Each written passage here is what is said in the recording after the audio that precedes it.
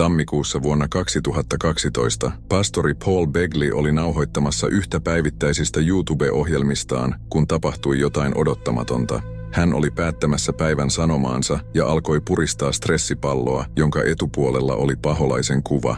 Hän tekee useita lausuntoja paholaisen suuntaan ja haastaa häntä sekaantumaan Jumalaan, kun yhtäkkiä tapahtuu jotain, joka saa hänet sammuttamaan kameran ja lopettamaan ohjelman kokonaan. Double dog dare the devil to mess with the word of God up at the school. You can't do that. That's a little teaching tool we use to teach our children that you have authority over the devil. I double dog dare the devil to do what? To deal with the word of God. And that's what these guys are doing. They're dealing with the word of God.